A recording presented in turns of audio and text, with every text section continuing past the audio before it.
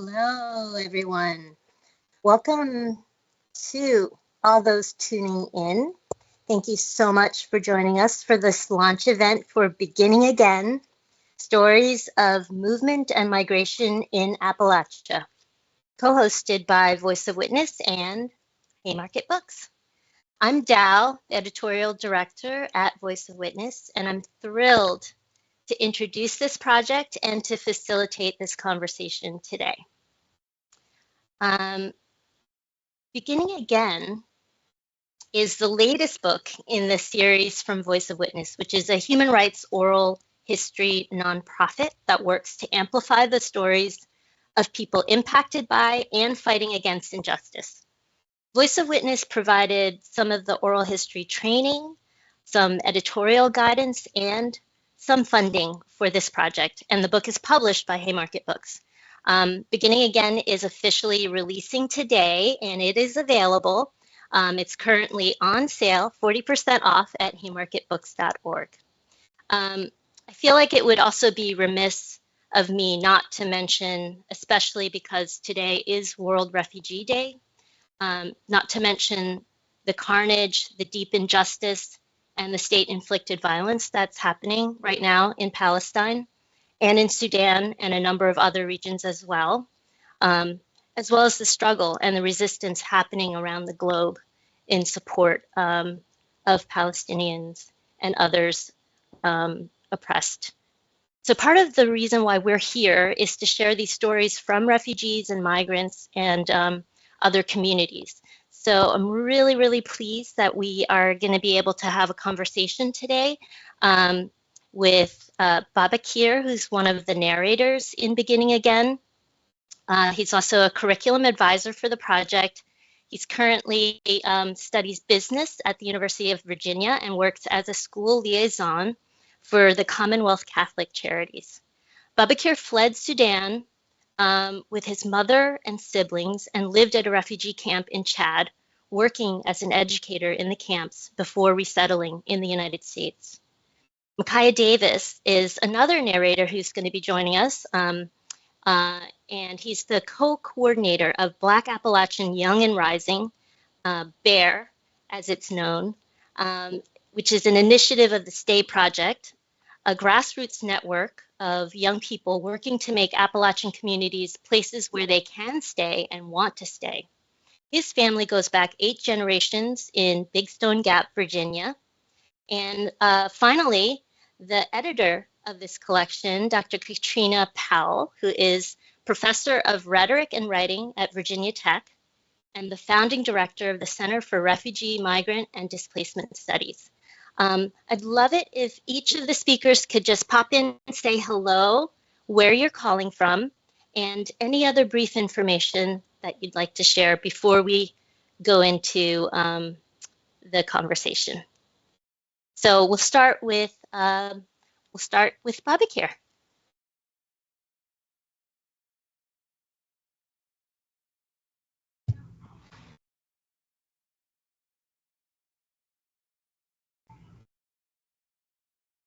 Hello, my name is Babakir Harren, as Dao mentioned. So I'm calling from Virginia, East Coast, and I am just glad to be in part of this conversation and more to talk later. Thank you.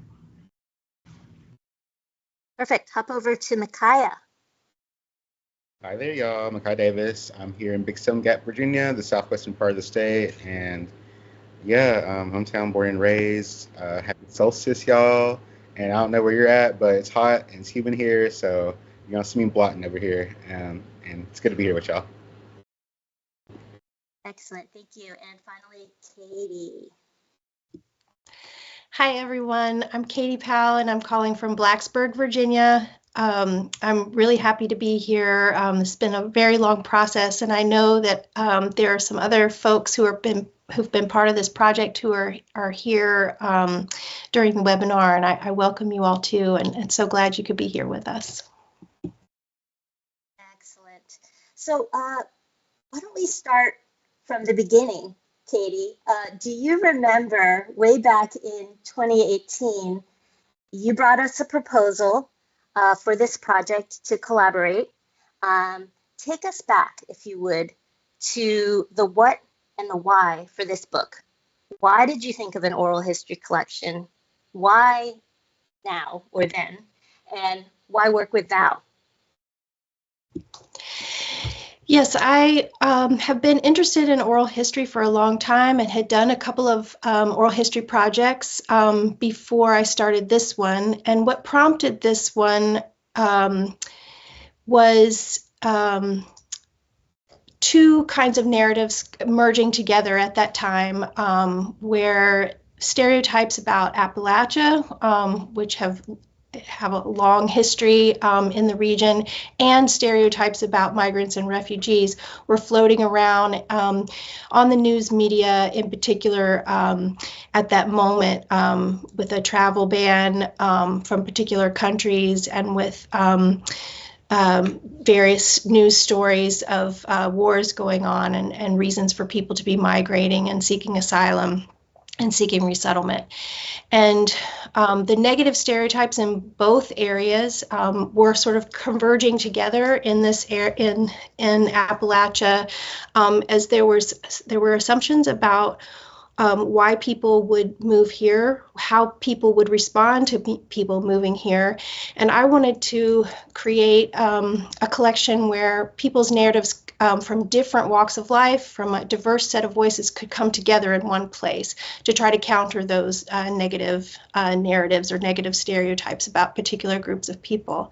And I was really interested in doing the project with Voice of Witness because I really appreciate the approach that Voice of Witness takes to someone's life narrative or life experience, which is interviews are conducted from a birth to present point of view, meaning that one's individual story is not just reduced to their particular migration status or to their particular experience in a traumatic event or a particular experience in a human rights event.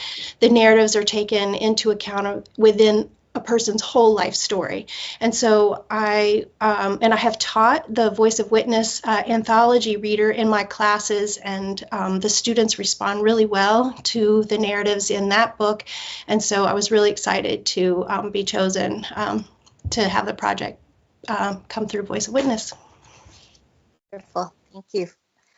So as you mentioned, one of the keys to the project, the idea was to put these narratives next to each other. So stories from people who have been, like Micaiah, there for generations, whose families have been there for generations, some who've been there for a few years, and everything in between. So putting all those stories side by side so that they can be in conversation with each other. And we talked about, would that elicit some meaningful insights about the history and the present day experience of both, a region and a people that have been maligned and misunderstood. So do you feel like we were able to achieve that? I think in some ways we were able to. There's a lot of ways this book isn't complete, and there's 12 narrators in the book, and so there are many more stories than these 12. And yet I feel like the diverse nature of the people's experiences highlights how diverse Appalachia is, and the sense that Appalachia is monolithic or that there's only one kind of group of people that lives in Appalachia is obviously false.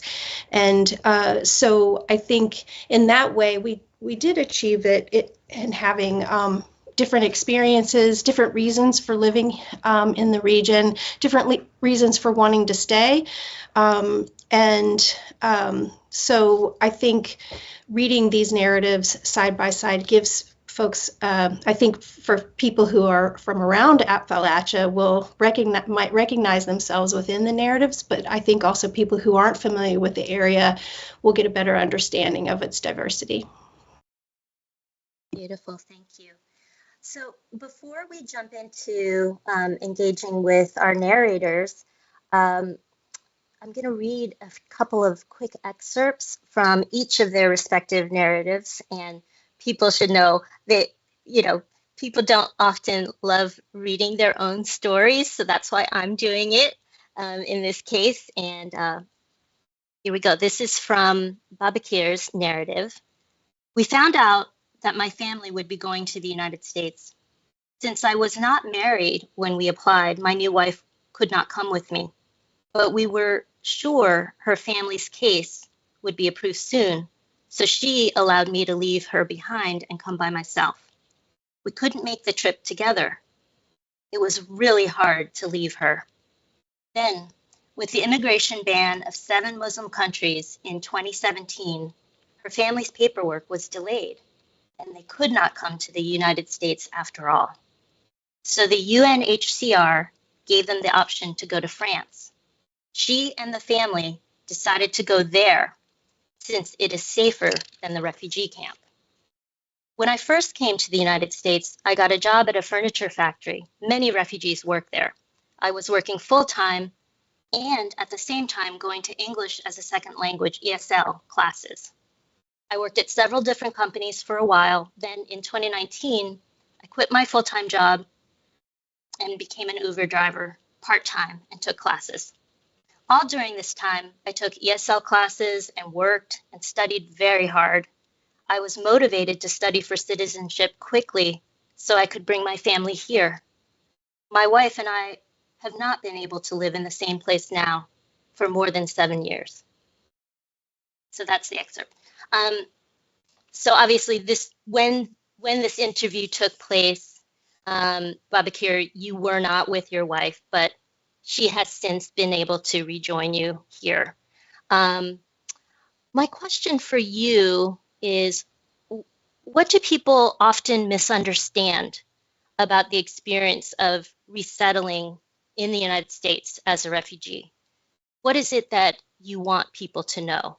So in part, this is a question about why did you decide to be a narrator in the book and have your story included? Thank you, Doug, for first reading and then also introducing me. And as I mentioned at the beginning, so I am very glad and humbled to be part of this project.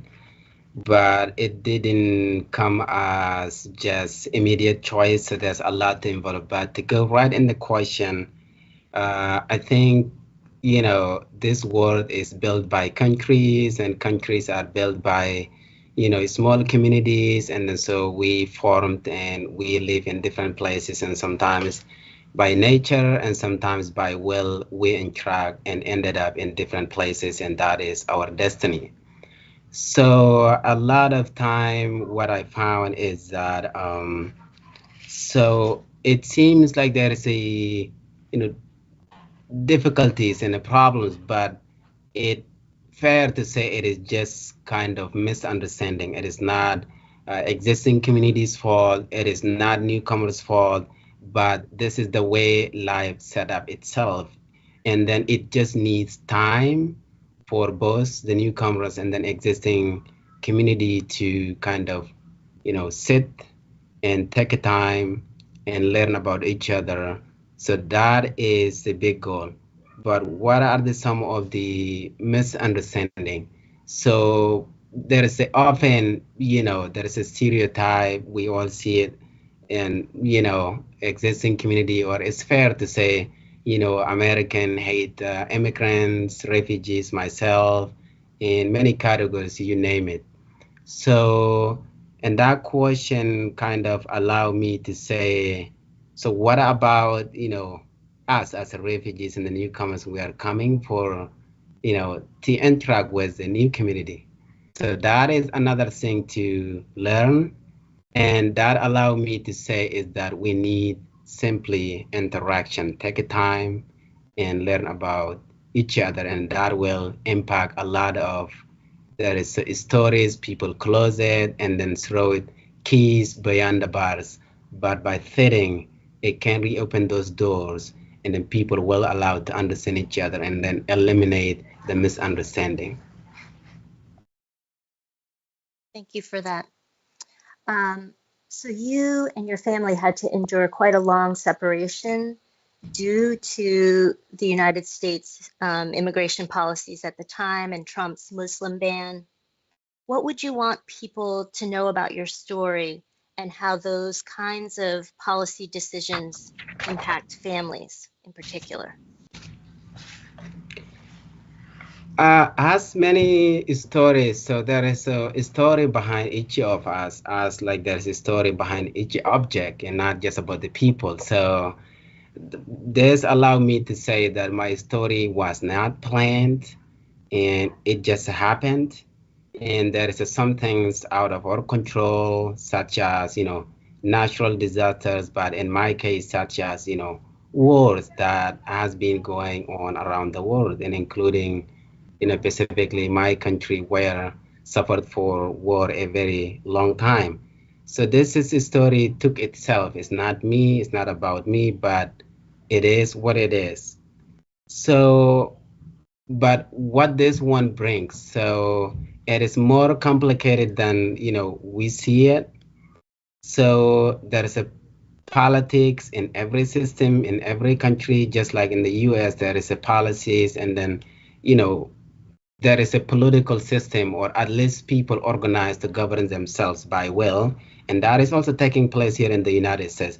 That means including making decisions to say whether it is allowed to have people like me here in this country, or even whether to allow, since I am here, to have my family reunited with me. Or to ask further question, whether if this leader making that decision even is aware of such, cases, if that policies are that being made in such a small or a big office that has that big impact. So what I would like people to understand specifically in my story is that, so when I left my family and, behind, so there was a immigration ban for 7 countries, which included my country. Why? The ban said it's a 7 Muslim countries because being Muslim, so you have to be included. But one thing that I guess it wasn't obvious, or at least wasn't considered, was the family side. You know, if you ask me why even newcomers should come here, I would also say they shouldn't come here, or I would say they shouldn't come here legally or illegally. But I'm Muslim, I'm coming from that country, and the policies, those are designed. There's also reason behind is maybe political or social, but mostly political, to sanction some countries. But don't people think people like me are the ones also suffering from the same system? So when you put such sanctions, it means it's just a double sanction for the victim. The country that being sanctions imposed upon also does not like the people who already fled and they are in the refugee camps. But by holding that title, so you are also being impacted by the policies being are made here in the United States. So that is this fact or the reality, whether you're a politician or just simply living in the community. You want people to come, but you also don't know whether their coming here is safe. For that. I move over to Micaiah, and before I ask you your question, I'll just read a little excerpt from Micaiah's narrative. You know, Big Stone Gap is not perfect, and when I was younger, I remember talking to my friends, and they'd all say, "We can't wait to leave." But I'd say, "I love it here. I love the mountains. I love being able to go outside to just sniff the air and have an almost overwhelming sense of nostalgia for how this place has shaped me to be who I am." Big Stone Gap is not perfect and it has its issues. But if we leave, it's never going to get better.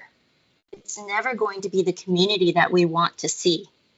One day, I plan on starting a family, and I want to at least have the option to build my family here, to raise my family here, and then they raise their kids here if they want to.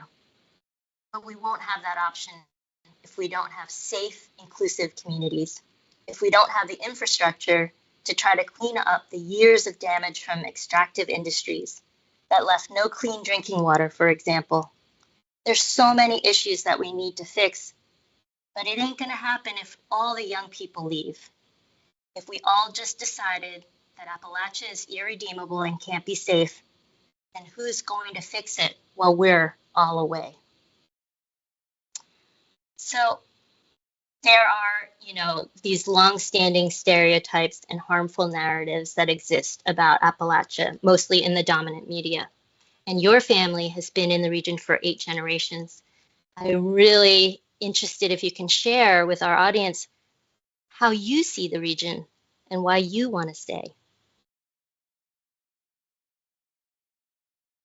Yeah, and I'll also keep my responses pretty brief, but I see the region as an amalgamation of a lot of different things. I see it as, of course, like some of the things you've named, as far as like you can see the scars of the legacies of just industry, but also the histories of people, people who are here, people who are no longer here, whether it be like in, you know, particular communities where they've been chased out, or um, just like having to migrate for or for various reasons. So I think I think about the stories of this region. Like that's like what I think about a lot is like the stories and the people. I also think about the connections as far as like, I'm thinking about the connections for all the way as far as it goes. Like, I'm thinking about from Pittsburgh to Birmingham. I'm even thinking about from, West Virginia, Birmingham with the governor. The same people who are affecting policy and decision makings like around, like the coke plants in like northern Alabama and polluting those communities are also, have, bankrupted coal mines and like, led to, folks being laid off, not paid, etc. So, but also I think about more excitingly, I think about the view of watching the rain come over these mountains. I'm thinking about these mountains right over here, like, and just like this unique phenomenon that it is. I think about the, smell of petrichor of the earth after it rains. So I think about even just thinking about my neighborhood right here. I think about playing in it as a kid, but also the ways that it's definitely a lot different than it looked like I was a kid, and way different, more different than it looked like when my mom was a kid. But still, these houses, these buildings, this land is still here, and so yeah, I think about the memories that like reside within that. Thank you. So can we talk a little bit about your current work focused on supporting youth to stay in Appalachia? What are some of the initiatives you're working on to help people, make a sustainable future? And what are the resources that you think are missing or are needed? Yeah, so it's an acronym for Stay Together Appalachian Youth. We're a network of young people aged 14 to 30 here in central and southern Appalachia. So that's Southwest Virginia, East Tennessee, Eastern Kentucky, Western North Carolina, the entirety of the state of West Virginia, and we also are in Northern Alabama as well. And yeah, our mission is making our communities places we can and want to stay. That looks like a lot of different things, but it's providing space for young folks to exist, to come and be together, to gain a political and cultural analysis that helps them to better understand the communities and world that we live in. But it's also, more tangibly, it's like, teaching workshops. It's like providing the space to engage in popular education. So just, enforcing and reinforcing the understanding that we're all teachers and we're all learners. We have various different subjective experiences. So when we all come together, we're able to build a shared and collective analysis that helps us not just to understand the world that we live in, but to really to be able to contend and build power within ourselves, like, and within this network, to be able to to develop leadership and to challenge power. And so some of our programming looks like our annual summer programming, the State Summer Institute, where we come together and we do workshops and we sing, we cook together, but it's also it's community mapping. It's like it's mapping out power in our communities and understanding how power actually is concentrated in our communities, and the material effects of that within our communities, as far as like on us, but also everyone around us. So that that's part of like this, some of the curriculum and education we engage in. I'm thinking back into 2020, like and I don't want to talk about crisis, but we are going to talk about crisis a little bit. Like, when the world is falling apart, and like we like jumped into like hyperdrive, like, and we had folks that were engaged in a really really engaged in mutual and material aid efforts. And so that was a function that existed back then, like that's not sustainable for us now. But that's just some of the ways that our work had to shift in that time. And I'm thinking about now some work that feels really exciting within Stay, but also we're gonna see like where it builds is the Black Appalachian Young and Rising program. That work is being built from years of Black youth leadership within Stay, well before my time, and then coming into 2019 when we had our first gathering, and the purpose of that first gathering was to bring Black youth together to experience just the joy of being together, to talk about and examine what does this Appalachian identity mean to us, if anything, but also to begin talking about what does the restorative process of Black youth leadership look like. There's been many, there's been some stumbling blocks, specifically like COVID and just like the ways that it's stifled momentum, and just like life in general, how life has been happening all around. But here we are, 2024. I'm feeling really excited as we're, brought together the second iteration of our Bear Dream team, which is a collection of folks throughout the region who are really putting some manpower behind the engine and the vehicle that we're trying to move this work in. Like, in some of that specific work is coming out of this blueprint that was made last December, and that looks like just community assessment and mapping, because there's definitely, like, we have lots of analysis, we have brilliance within our team, but it's also who are we to say like what Black youth needs in this moment. And so it's launching this community assessment piece.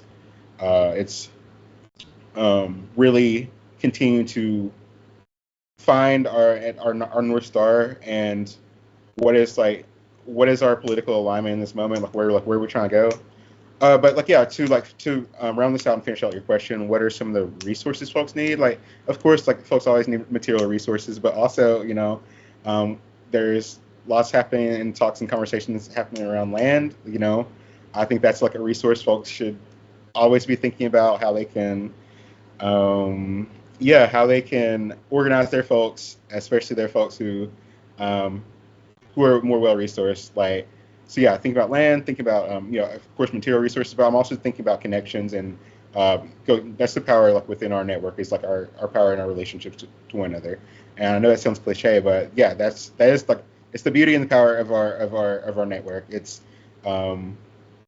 the intimacy within, like, the intimacy and the deepness within our relationships, and knowing that that's what sustains our work, but what's also going to continue to build our futures and liberate our folks. Yes. I feel like, so much of that is in, both of your narratives and all the narratives in the book. I want to turn to more of like a discussion between all of us, to talk about specifically what is needed, to pull from what you were saying, Micaiah, in your narrative. What is needed to create inclusive, thriving communities of both people who've been here for generations as well as newcomers? And, if you can get specific, talk about what does it mean for you to build community in Appalachia? And why don't we take this, maybe we'll have Katie jump back in first, give then to Babakir, and then back to Micaiah. Sure, and I'll talk about it from the point of view of the narrators. It's so great to listen to both Babakir and Micaiah talk about their experiences as individual people, but then also their work in their own communities. And they're both mentioning just, working with people to try to understand not only what an individual family or an individual person might need, but how collectively all those experiences coming together might then speak back to the systems that are in place that might create inequity. And several of the, I think almost all the narratives in this collection talk about that someone's individual experience of some sort of injustice, like a landlord not providing proper services or repair on a house, that might have happened to a particular refugee mother, and yet that's an experience that many of us can have no matter whether we've lived here for generations or moved here recently. And so knowing those kinds of stories and sharing those kinds of stories together then helps us all come together collectively. And so I feel like the stories together help us see that Appalachia has always been a place of movement and migration. There wasn't one static group who lived here always. There has been movement and migration in the history of the region. Some of it has been forced displacement. Some of it has been forced displacement because of white settlement. It also has been because of economic downturn in a region. Some of it has been because of natural disaster. Some of it has been because of resettlement. And so having these narratives together helps us understand, like within one place, even though individual experiences may be different, collectively knowing this information makes us more powerful to do something about inequity. Love that. There is also, folks might not know, but in every Voice of Witness book, we do have some suggestions and things like 9 actions for justice in Appalachia, that it gives some thought to what kinds of actions and, what kind of solidarity readers can provide. Bodikir, do you want to jump in on this question?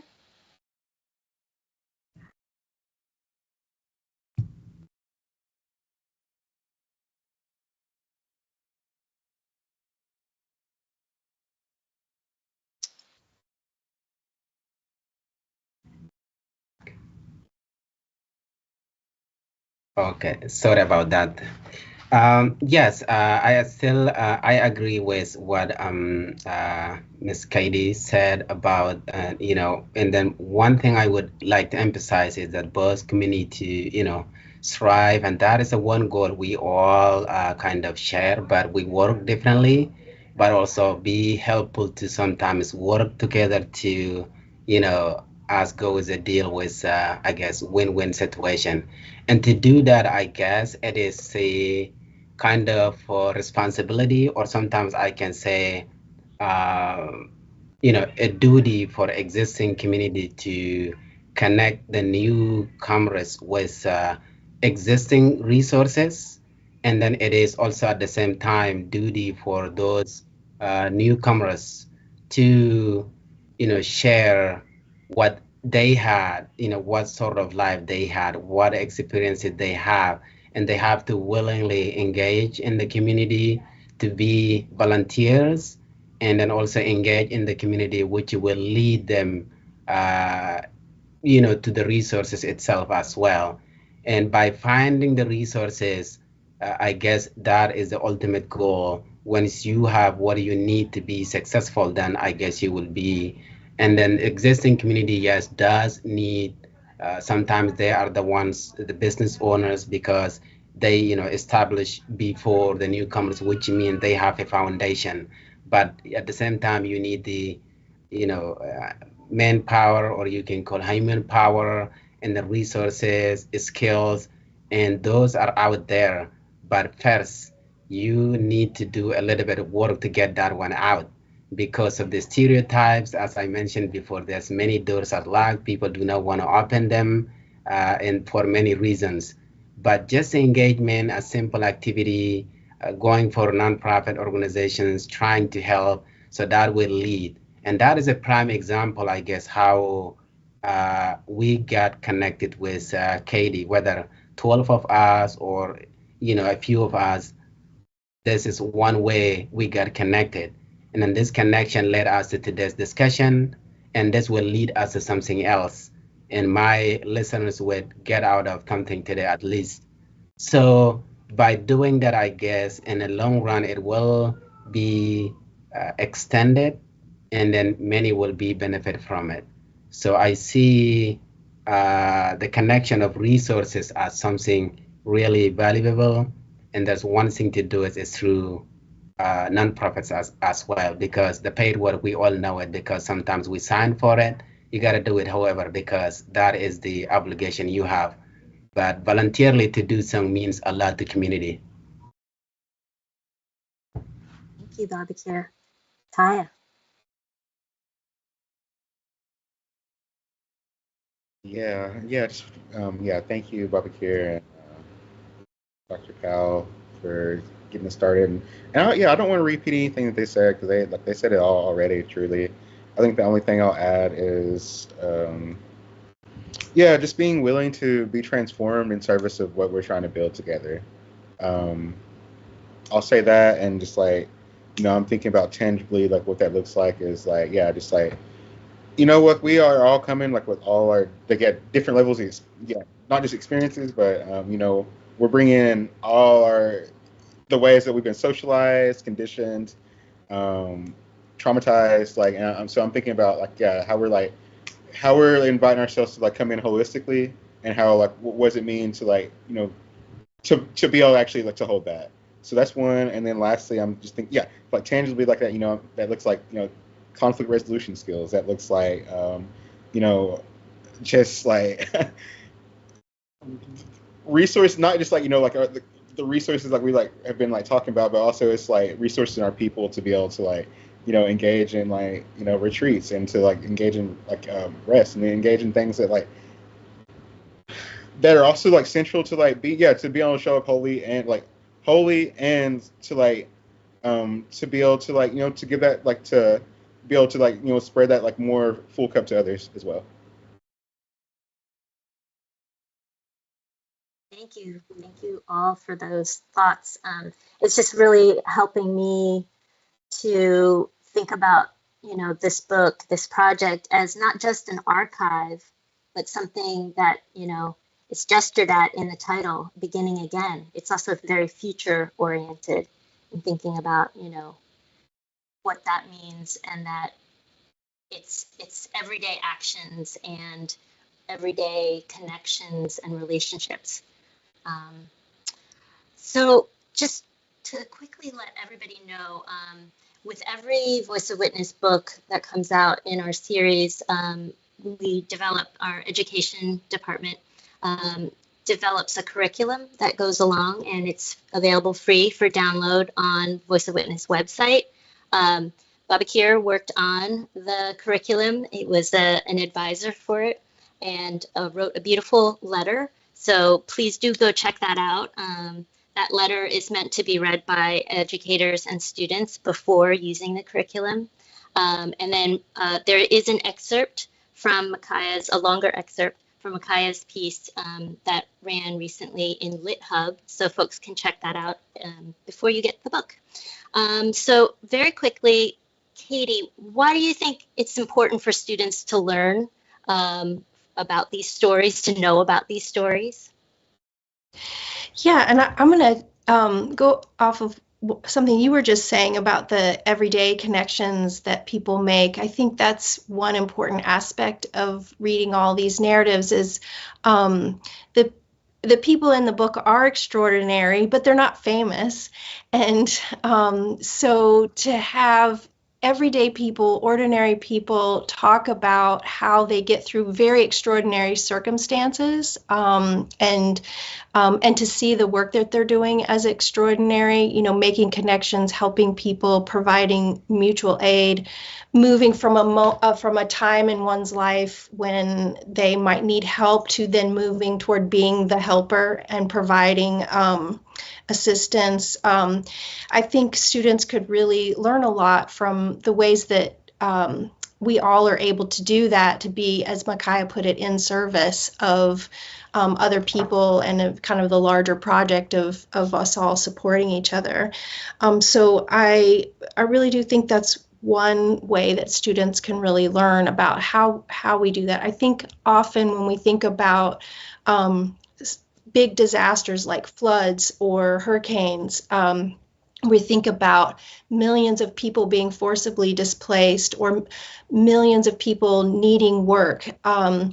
Those are big, giant numbers and problems that feel so big that how could one person do anything to alleviate that? But what these stories help us see is that in our own ways, in our own neighborhoods, with our own neighbors, the connection that Babakir was talking about can really make an impact on a family's life. And then little by little, it builds on itself. And so I think that's part of what students can learn from reading these narratives.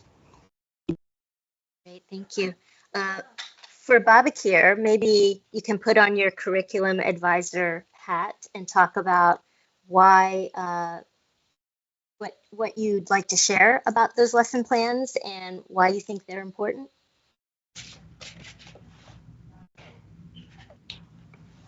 I think those of us in in chat here and those will read the book and the curriculum as well.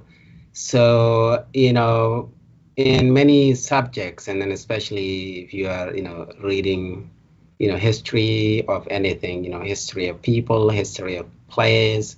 So it is very time and place are very important. So because when it did happen and where it did happen. So this is very important questions, and then to whom it happens.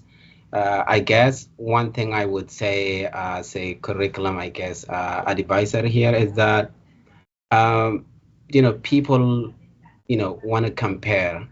So there's a U.S. history and the European history, and then also history of people who already existed here, and then history of newcomers, and then more newcomers to be in this place. So by having them just read, it's not just about wow, what happened to that person, how he survived. And instead, you would put back as how it is relate to your life and what it sounds. I already know it. Like there is a difficulty here in the existing community as well. If I drive my car past by a homeless, regardless of color, so that is a big red hat for me to see it because this is the United States, this is the paradise. So just the simple answer for me that it shouldn't be like that. So I guess community here suffering in many different ways as well. So to have them read some kind of stories, I guess they could maybe justify, they would see what is in the other world, and then also what is in their community here living with them, but it's not being seen, but it is still right there. There's maybe in the book 12 of just, examples, but there's a millions of examples. Some of them we might see it, some of them we might even want. So that's why I think it is important to kind of manipulate those stories and then ask direct questions and then let them kind of reflect on what they studied instead of just letting them study and then knowing about me. Wow, that person in this community now, it's not about me, it is also about you and I, what we share in this life and how we can come together. I guess that will mean a lot to those who will study the curriculum, I think. Thank you for that. And finally, for Micaiah, my question for you is, what would it have meant for you to have a book like this when you were growing up?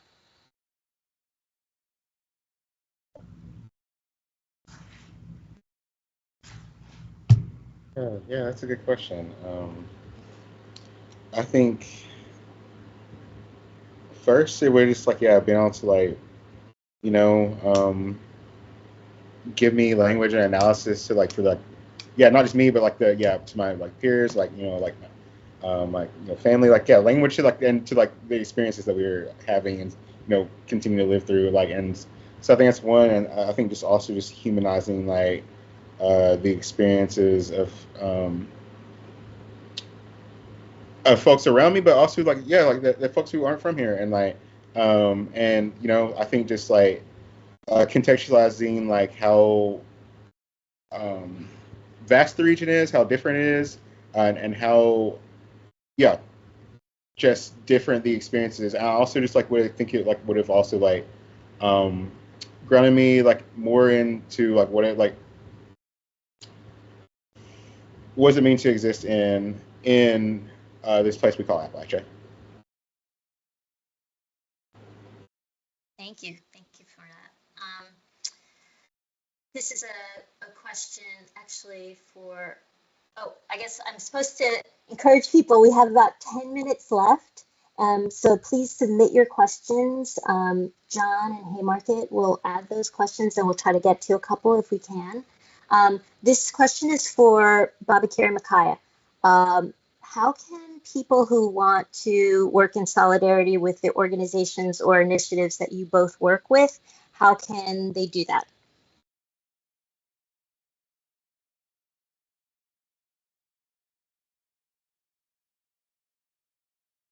I guess I will go ahead and then share very briefly since we want to give some time for questions as well, I guess. I think as I mentioned, so there is a value. So I'm a person of, since I was in a refugee camp for, let's say, over a decade. So I have seen the value of, you know, connection, and I found, organizations starting with the nonprofits is a good way. I guess I encourage kind of, people to, I work for nonprofit as a now, and then I see the benefit, and then there's a many, just they come directly to, nonprofit, and sometimes they volunteer and they come for various of reasons, and we have also students who just come there as a there to give and take, and that helps a lot, and then later it applies to community. So I guess that is my message, I guess. Yeah, I could talk a lot, but that is my message simply. Okay. Yeah, so of course, like donations are always welcome, but as far as like, I think the biggest way is encouraging young folks, you know, to be able to plug in, to stay, to reach out, or you know, check out our social medias, our website, and yeah, to plug in and to get involved in the network. So that is like one, yeah, real way that folks can like yeah plug in and like be like hands on. As far as folks who are like 14 and 30, and then yeah, folks who are outside that range, of course, donate, and always like sharing resources. But I'm also thinking about outside of stay and Black Appalachian Young Rising. I'm thinking about Black in Appalachia. I'm thinking about the bottom down in Knoxville. These are yeah, just like other organizations that folks can support and look up. Thinking about Black by God, West Virginia. Um, and I'm sure there's more that maybe we can like share out in like some follow up. But Yep. yeah, there's just a few that's come to And mind. are some of those on the website for the Stay Project? Maybe people can check those out as well. Yeah. I'm not sure if they're. I don't think they're. Our website, yeah, transparency does need updated, but I'm not sure if there's like a tab for community partners and stuff. But there is definitely information about stay and ways to plug in and engage in that sense. I think we do have time for one question. Did you want to say something, Katie? Yeah, I was just going to add that in many towns or nearby towns or cities, there are local refugee partnerships and other groups that are, as Bobby here mentioned, nonprofits that are helping folks as they resettle. And those are, there are, of course, national organizations that one could be involved with, but there are lots of local organizations as well. And one, I was just going to point out, one of the things that you mentioned in the back of the book is about learning the history of the place that you inhabit. And that's so helpful as a place to start, is to know the history of where you live. Yes, thank you for raising that up, Katie. So I know that Babakir, I think you might need to leave in about 5 minutes, so folks should know that that may be happening. I think you need to get to a class. But the question, if you have time to stay on to answer this, someone's interested in how different the oral history is from the stories that ended up in the book. How did you edit those down? And is it possible to hear the full audio? Katie, I'll let you take that. Yeah, so I'll also mention too that I wasn't the only person doing interviews for this project. So there are several contributors. I think Jessica Taylor is on this call. There were several other interviewers, Katie Randall, Laura Murphy, and the transcripts from the interviews then are quite heavily edited, as Babakir and Micaiah can attest. We did a range of times, somewhere between an hour and a half to 4 or 5 hours of interviews, over the course of a few sessions. And then those transcripts then were edited to create these shorter narratives that are available in the book. Right now, the audio is not available, but we're hoping to create an archive that where, with permission from the narrators, we'd be able to share the audio as well. Those would probably be edited as well, just for clarity. But as is typical with oral history, having an audio and a transcript available together, we hope to be able to do that someday. Thank you, Katie. Micaiah or Babakir, do you want to add anything to that question? I'm sorry, I couldn't hear you. Oh, I was just saying, did you want to add anything for that question? No, I don't think so. Babakir, before you have to run off, anything from you? I think she covered that one very well, I guess. I don't want to be repetitive, but yeah, thanks for putting that out for the time. Yeah. I would say really quickly, like, Yeah. if y'all wanna talk sometime, and yeah, come holler at me. We can talk. We can sit on the porch and talk. But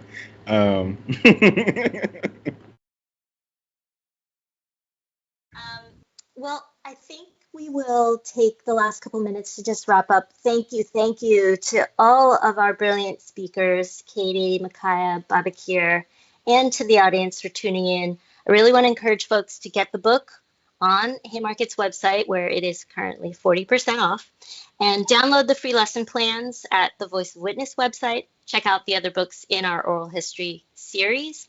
If anyone has any additional questions or wants to collaborate with Val in particular around this project, email press@voiceofwitness.org. If you want to learn more about Voice of Witness and our oral history rooted approach to storytelling, we do have a summer workshop series where editing is a big part of that. It's going to be coming up in August, I believe. So register for that on Voice of Witness's website. And I will, with that, sign off. Wish everyone a good evening, afternoon, wherever you are. And thank you so much again for joining us for this celebratory launch of Beginning Again.